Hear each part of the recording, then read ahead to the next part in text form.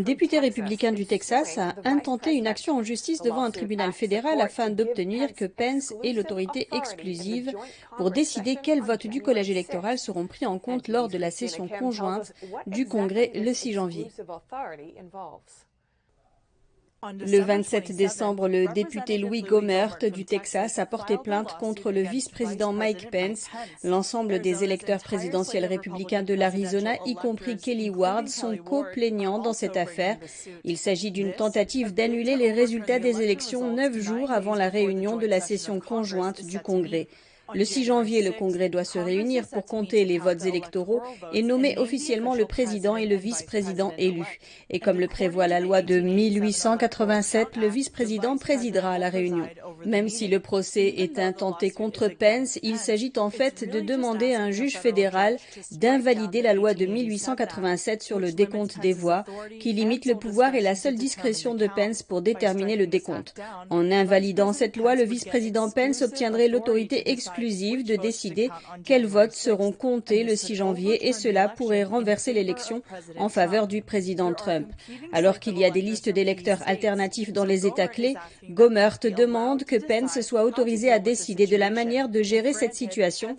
Si la demande est acceptée, Pence pourra choisir les électeurs républicains qui ont voté pour Trump. Ce pouvoir est donné au vice-président par le 12e amendement.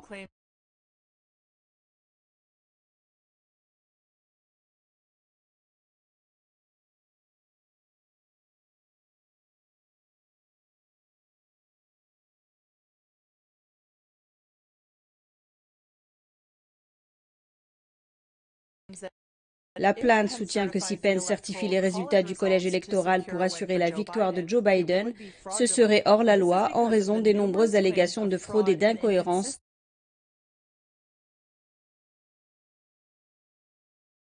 lors des élections de novembre.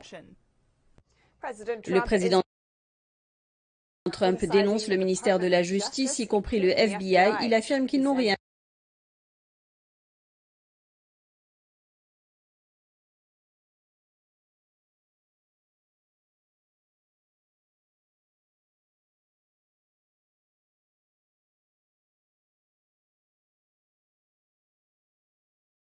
fait concernant la fraude électorale présumée lors de l'élection présidentielle de 2020, malgré les preuves.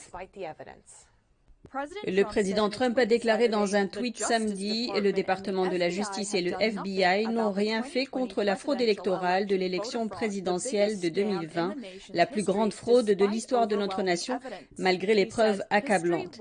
Il dit que l'histoire s'en souviendra. Cela fait suite à la démission de l'ancien procureur général William Barr le 23 décembre. Il avait déclaré la semaine dernière qu'il ne voyait pas de raison de nommer un procureur spécial pour enquêter sur les allégations de fraude. Si je pensais qu'un conseiller spécial à ce stade était utile et approprié, j'en aurais nommé un, mais je ne l'ai pas fait et je ne le ferai pas. Barr a déclaré qu'il s'en tenait à sa déclaration de début décembre, je cite, « À ce jour, nous n'avons pas constaté de fraude d'une ampleur qui aurait pu affecter un résultat différent de l'élection. » L'équipe juridique de Trump a répondu en disant qu'à sa connaissance, aucun de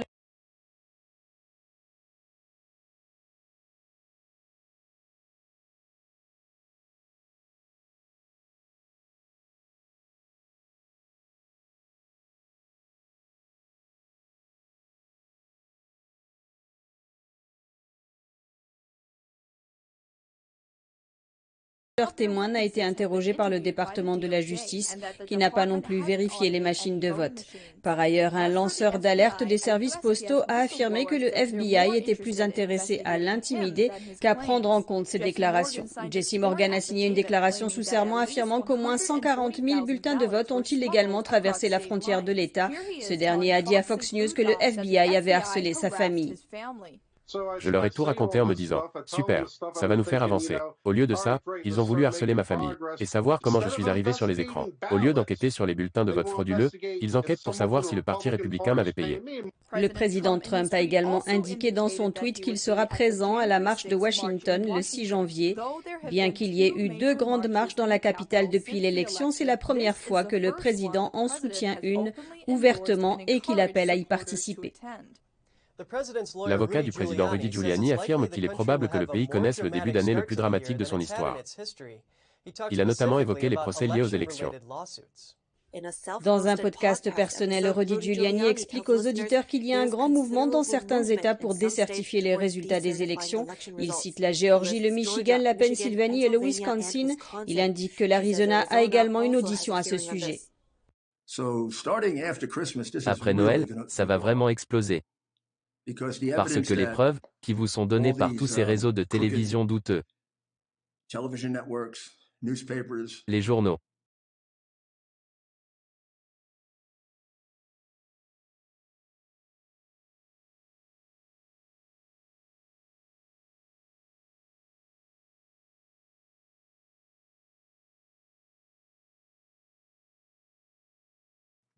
les géants de la technologie et la direction du Parti démocrate sont fausses. Giuliani et l'équipe juridique de Trump incitent les législateurs des États à décertifier les résultats des élections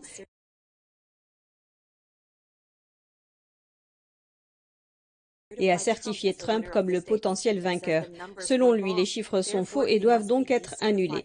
La décertification nécessiterait le soutien d'une poignée de démocrates dans la plupart des États clés, ce qui est considéré comme peu probable. Selon Giuliani, les irrégularités sont évidentes et combinées à de nombreuses allégations de fraude.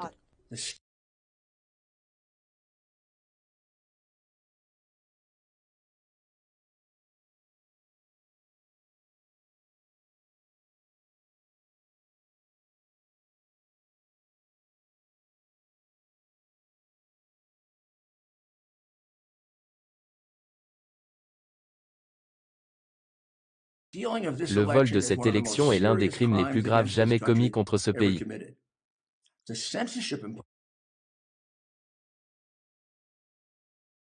La censure imposée à ce pays est encore plus grave.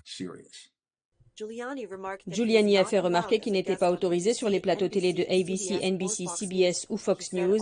Il a déclaré que tout cela sera révélé à l'Amérique en une seule fois et que les gens trouveront cela très choquant. Il dit qu'il faut s'attendre à un mois de janvier dramatique. Au moins 9 députés ou députés nouvellement élus ont promis de contester les votes électoraux le 6 janvier. Giuliani affirme que l'équipe juridique de Trump continuera à dénoncer les irrégularités électorales malgré la censure des médias. Il dit, je cite, « Cela va se poursuivre, peu importe ce que les médias douteux vous diront. C'est une affaire réelle. » Le président Trump appelle ses partisans à se joindre aux manifestations prévues à Washington le 6 janvier prochain. Promettant plus d'informations plus tard, il a tweeté, je cite, « Rendez-vous à Washington DC, le 6 janvier. Ne ratez pas ce rendez-vous. » Le rassemblement coïncide avec la session conjointe du Congrès pour le décompte des votes électoraux. Au moins 11 membres de la Chambre ou membres élus prévoient de s'opposer au vote. Aucun sénateur ne s'est encore engagé à s'y opposer, mais 5 se disent ouverts à cette idée dont le sénateur élu Tommy Tuberville de l'Alabama. Les objections nécessitent le soutien d'au moins un membre de chaque chambre.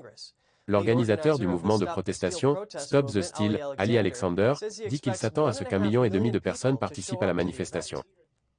Selon la procureure générale démocrate du Michigan, les avocats qui déposent des dossiers contestant les résultats des élections. Ça m'a interloqué, quoi. La nouvelle pub Covid. Franchement, je l'avais pas vue.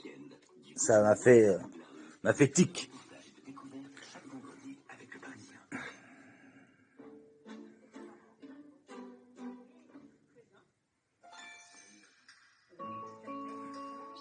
Non, mais franchement. Déjà, pourquoi elle a pas de masque, la gamine, là? Hein? Faut aseptiser le monde. Puis qu'est-ce qu'elle fout toute seule, là, la gamine? Dans la cuisine, à faire les conneries? Non? Bah oui, tu vois, faire les conneries. Mais qui c'est qui pose la bûche sur un meuble, déjà? Mais c'est quoi ce truc? N'importe quoi. Non, non, non, touche pas la bûche, la gamine! Sinon, on va devoir couper papy et mamie en deux et les mettre dans la cuisine! Oh là là là là, t'es dégueulasse! Et voilà, elle est dégueulasse, cette gamine. Elle a touché aux 2 petits lutins, ça y est, c'est foutu. On va devoir foutre papy et mamie dans la bûche, dans la cuisine, et les bouffer, quoi, pour Noël. Non mais voilà, c'est pas sérieux, là, c'est pas sérieux.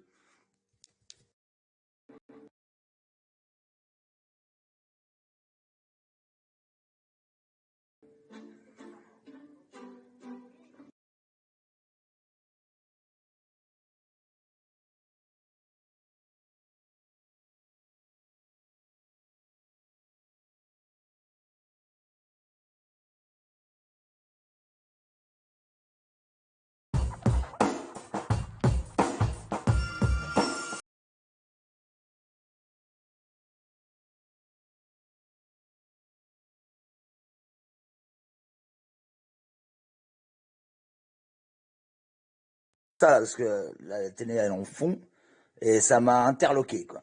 La nouvelle pub Covid. Franchement, je l'avais pas vue. Ça m'a fait tic.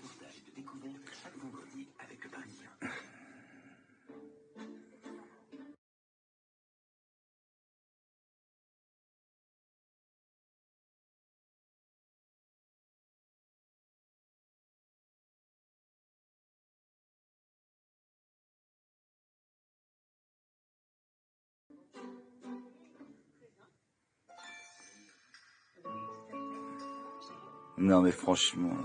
Déjà, pourquoi elle a pas de masque, la gamine, là? Hein? Faut aseptiser le monde. Puis qu'est-ce qu'elle fout toute seule, là, la gamine? Dans la cuisine, à faire les conneries? Non? Bah oui, tu vois, faire les conneries. Mais qui c'est qui pose la bûche sur un meuble, déjà? Mais c'est quoi ce truc? N'importe quoi. Non, non, non, touche pas la bûche, la gamine! Sinon, on va devoir couper papy et mamie en deux et les mettre dans la cuisine. Oh là là là là, t'es dégueulasse! Et voilà, elle est dégueulasse cette gamine. Elle a touché aux deux petits lutins, ça y est, c'est foutu. On va devoir foutre papy et mamie dans la bûche, dans la cuisine, et les bouffer, quoi, pour Noël. Non mais voilà, c'est pas sérieux là, c'est pas sérieux.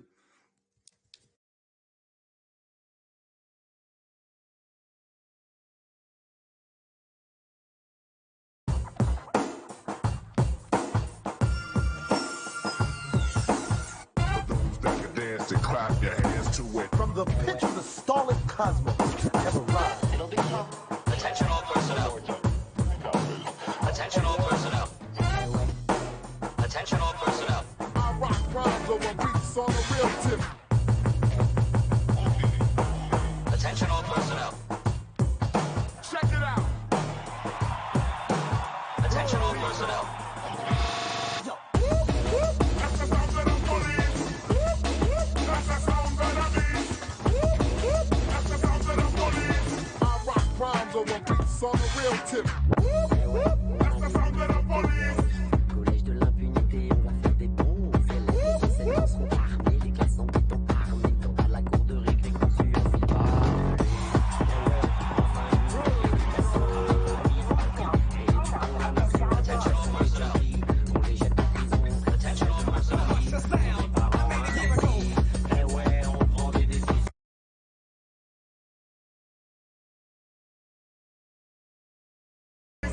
Collège de l'impunité, on va faire des bons élèves. Les enseignants seront armés, les classes en béton armées. Quand à la cour de récré, conçu un fil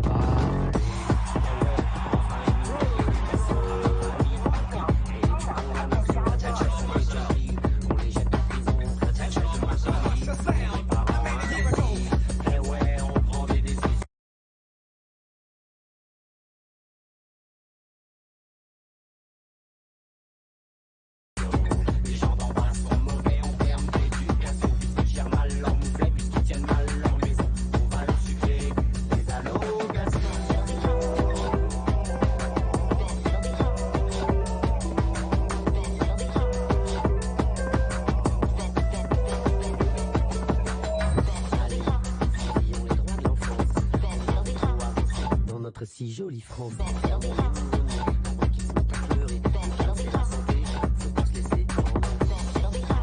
Fusillons les droits de l'enfance. Nos voisins en ont fait l'expérience. La France fait du bien, s'armer dans le bon sens. Viendra un adulte sans passer l'adolescence. Fusillons les droits de l'enfance. Montrons au travail, éliminons les vacances. On va leur péter ma chaîne de télévision. Ça va leur zapper leur envie de rébellion. Allez, fusillons les droits de l'enfance.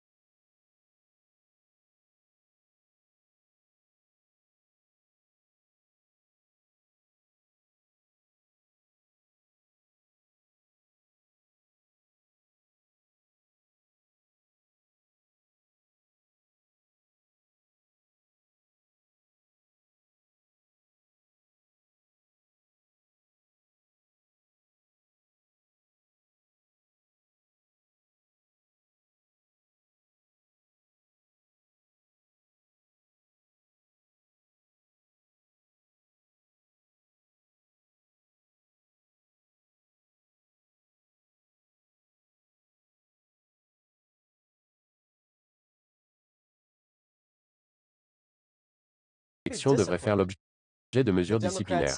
Elle prévoit de demander des sanctions. Dana Nessel dit que ces projets de sanctions incluent Sidney Powell. Elle veut cibler les avocats ayant des liens présumés ou confirmés avec la campagne du président Trump. Dans une interview sur CNN, elle a accusé ses avocats d'avoir violé les règles de déontologie de tous les États. Et elle demande que des mesures soient prises au sujet de leur agrément par la justice. Elle a également ajouté qu'elle demanderait le remboursement des frais de justice et des honoraires d'avocats, en plus des sanctions. Le président Trump a tweeté un lien vers un article sur Nessel, disant que c'est plutôt elle qui devrait être sanctionnée. Une plainte déposée dans le comté de Fulton demande qu'un examen criminalistique des bulletins de vote comptés le soir des élections soit mené par un organisme indépendant, pour déterminer si les bulletins sont vrais ou contrefaits. Le bureau du secrétaire d'État de Géorgie et d'autres personnes ont tenté de justifier une vidéo de surveillance montrant des fonctionnaires du comté de Fulton en train de compter des bulletins de vote sans supervision, mais un groupe de citoyens de Géorgie est déterminé à trouver des réponses. Nous avons 9 électeurs géorgiens qui ont voté, et qui sont très contrariés par ce dépouillement illégal des bulletins de vote. Ils ont donc assurément le statut d'électeurs ayant voté lors de l'élection. Cela ne fait aucun doute. Nous voulons donc contrôler les bulletins de vote. De cette façon, tout le monde saura avec certitude si certains bulletins, dans le comté de Fulton, sont frauduleux ou non. Ils demandent à la Cour supérieure de Fulton une injonction temporaire. Si elle est autorisée, le lot de bulletins qui a été compté sans surveillance sera examiné à l'aide d'une technologie créée par l'inventeur Jovan Pulitzer. Ces lignes sur ce bulletin suivent des normes. Bien avant qu'il ne soit entré dans un ordinateur pour devenir quelque chose de numérique, l'électeur exprime sa volonté. C'est pourquoi nous recherchons les anomalies. Mais ce n'est pas tout ce que nous recherchons. Tout d'abord, ce pli. Lorsque vous l'examinez, vous voyez le papier entier plié et vous voyez les détails des lignes brisées. Jovan Pulitzer, connu pour avoir créé une application de connexion par lecture de QR code, a changé son fusil d'épaule le soir des élections après avoir vu les pics de voix pour Biden et entendu les témoins parler d'une grande quantité de bulletins de vote non pliés. Il s'est mis en tête d'inventer une technologie capable d'évaluer